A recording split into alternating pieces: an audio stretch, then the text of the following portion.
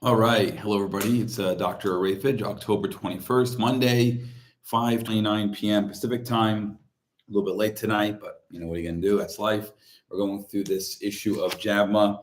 This is January 15, 2016, and this is their reference point article, a review of medically unnecessary surgeries in dogs and cats. Ooh.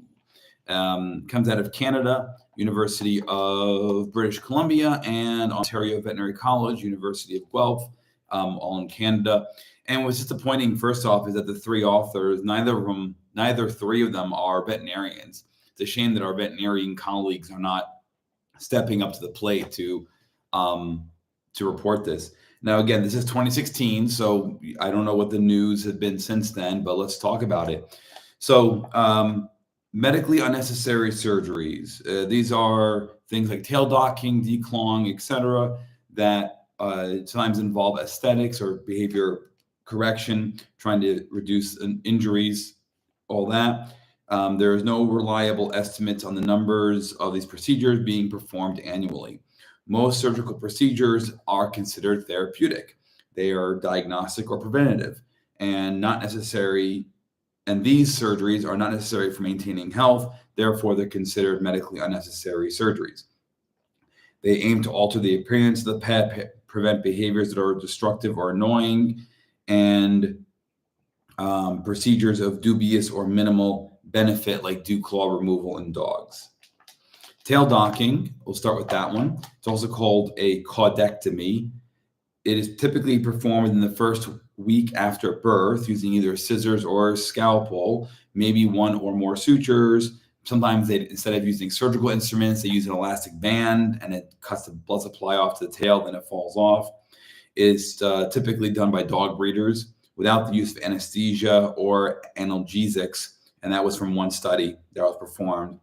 Only 10% of veterinarians who perform tail docking use anesthetics or analgesics as well. Yikes. A case-controlled study of tail injuries in working and non-working dogs with and without docked tails found that injuries include fractures, dislocation, lacerations, contusions, self-trauma, and cancer.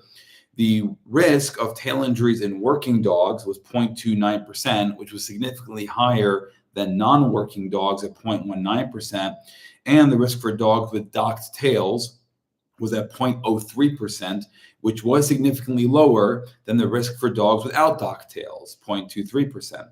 So even though these percentages are in favor of tail docking, the numbers are so low that the authors estimated that 500 dogs would need to have their tails docked to prevent one tail injury. A separate study reported similar results with a tail injury risk of 0.9% for working breeds and 0.53% for non-working breeds. And they estimated that you need 232 dogs to have their tails docked to prevent one injury.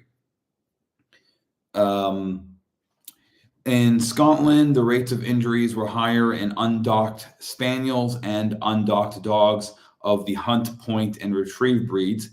54.7% of undocked spaniels and 20.8% of docked spaniels had at least one injury during the shooting season. However, only 4.4% of dogs with tail injury required veterinary treatment.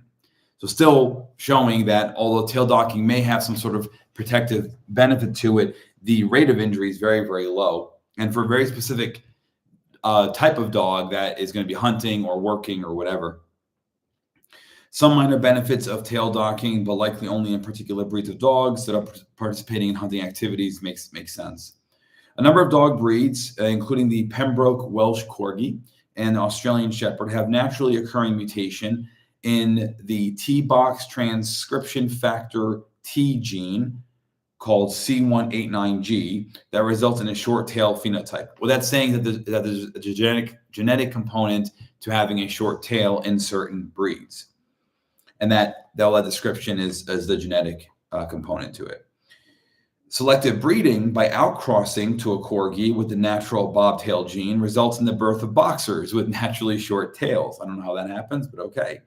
Thus, it may be possible for breeds that traditionally have undergone tail docking to develop family lines with naturally short tails. Meaning if you want to avoid tail docking, but you still want the look, try and breed that look into them. Bobtail appearance has resulted in health concerns, though, resulting in deformed tails and spinal cord defects. And that makes sense because dogs are supposed to naturally have long tails. So if you try to breed it out of them, you're going to end up with possible health concerns as a sequela to it. The degree of pain associated with tail docking in puppies, 82% of dog breeders in Australia said none or mild. In contrast, 76% of veterinarians do report significant or severe pain. Most of the time, tail docking is occurring at 3 to 5 days of age. All puppies are seen to vocalize at the time of tail amputation. It lasts about 3 minutes, and then they're supposedly over it, but we don't know if there's pain beyond that. Extensive self-trauma at the surgical site can occur in some of these dogs for several months to up to 1 year after amputating the tail. And it's attributed to a neuroma development. Neuroma is like a bundle of nerves that develop because of injury or surgery. And it's, of course, very painful. Young female cattle that have undergone tail docking show increased agitation. There is a hypersensitive nerve bundle that might be present, and up to 80% of human amputees report phantom pain following limb amputation, same sort of thing. It's thought to be maybe a neuroma. Tail docking, males have detrimental effects on social communication in dogs. So there was a study that looked at this. Large dogs showed more caution when approaching a dog replica when it had a short tail than when it had a long tail. Failure of the replica dog to signal was supposedly what they think the problem was. Also, large dogs approaching the replica dog with a long still tail less frequently than they approach the replica with a long wagging tail, but approach replica dogs with short wagging tails and short still tails with about equal frequency. In contrast, small dogs were cautious than large dogs, regardless of the tail, probably because they have a height difference, and so they're going to be cautious of larger dogs. So that's an interesting study. All right, ear cropping. So ear cropping typically occurs between 9 and 12 weeks of age. They are anesthetized during the procedure. They may or may not receive analgesics afterwards. It's argued to prevent ear damage during hunting or fighting. There's no evidence to support these claims, and it also supposedly reduces the risk of ear infection. However, it appears that specific breeds tend to have a higher predisposition than others regarding ear conformation. So, for example, in one study, it was found that ear infections are more common in Cocker Spaniels, Poodles, and German Shepherds. In another study, they found a higher prevalence in Golden Retrievers and West Highland White Terriers. And so it just shows that you don't necessarily have long, floppy ears to be at risk for ear infection. Ear cropping is no longer taught in colleges in the United States. Some veterinarians have justified performing the procedure because of concerns that serious complications and animal welfare issues will arise if the procedure is done by unqualified individuals.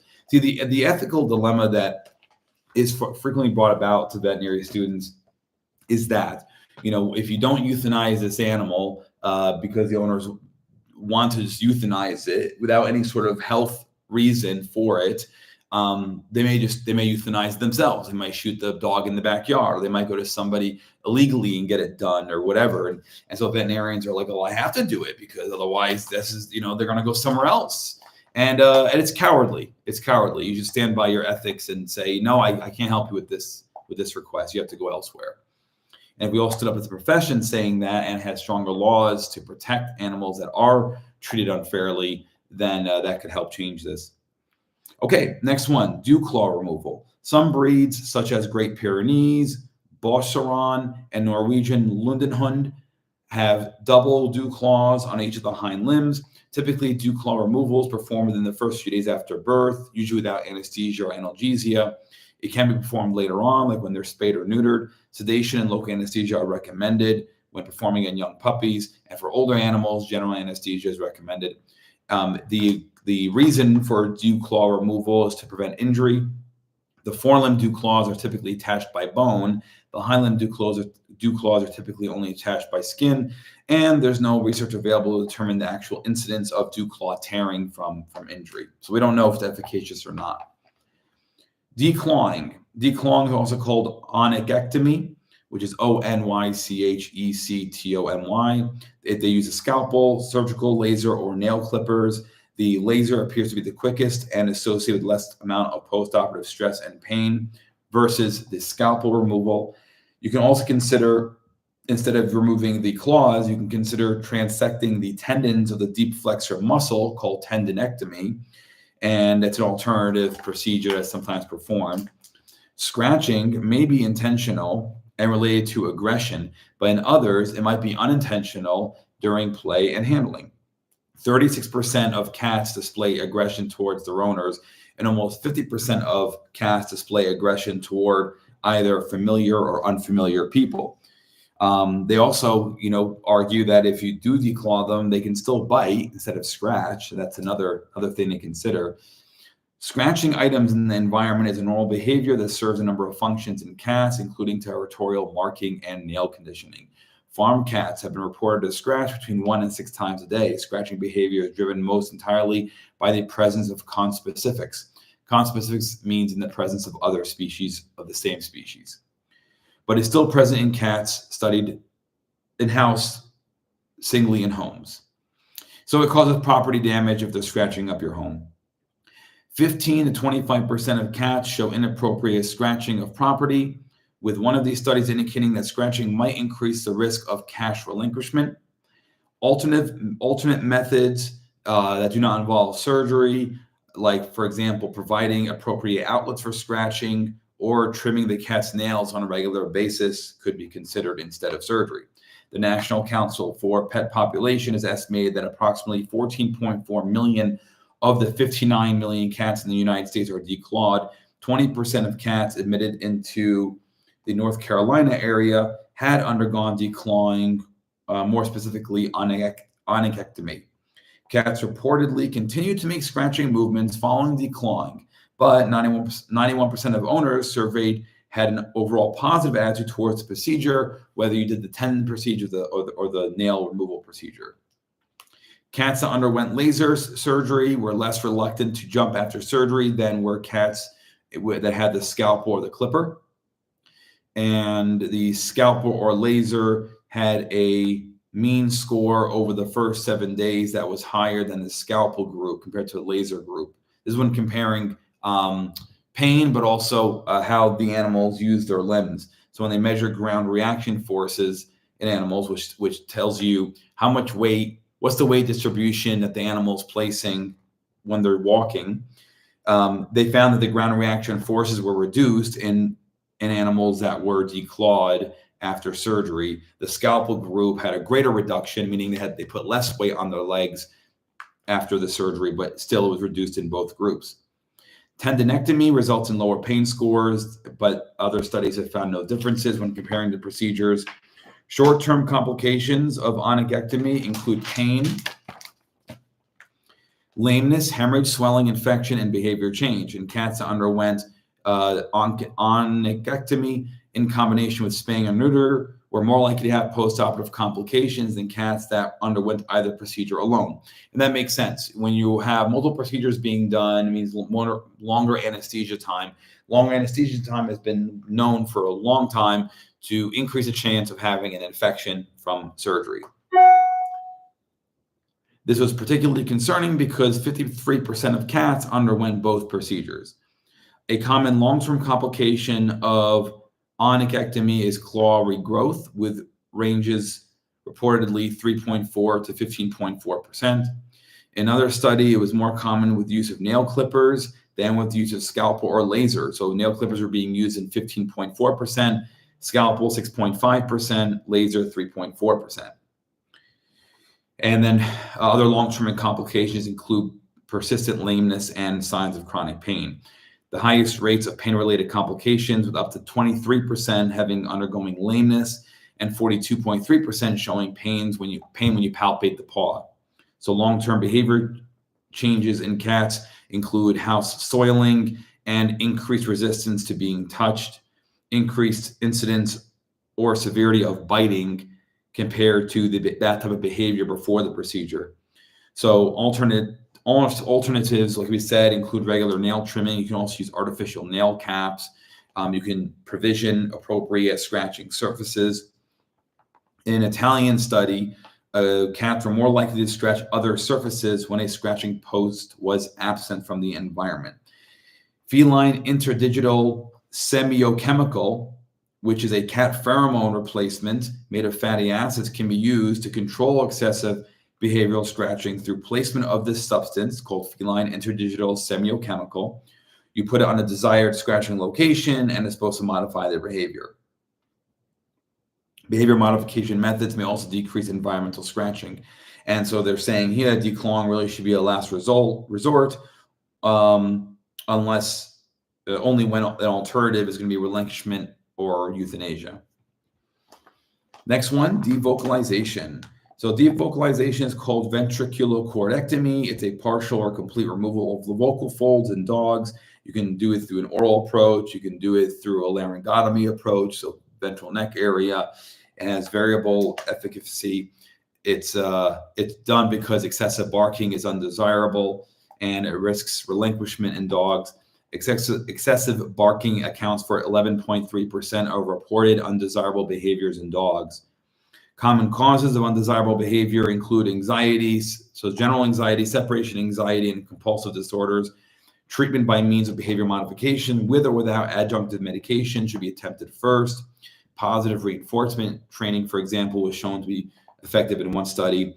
However, electric shock and citronella spray collars have also been used to reduce the incidence of barking, but the effectiveness of the spray collar, for example, is decreased when the collar is worn continuously, and it can have a rebound effect, meaning more barking after the collar is removed. In addition, there are concerns with electric shock and the spray collars that can cause fear and pain in dogs.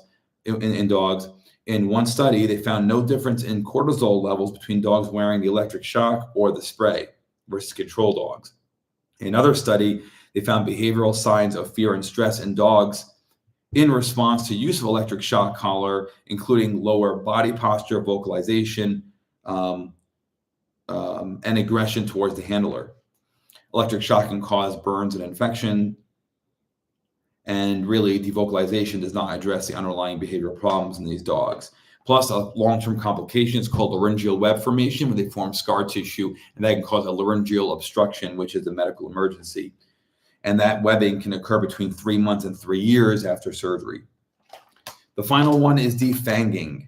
Defanging involves removal or reduction of the canine teeth and can be performed in puppies or adult dogs.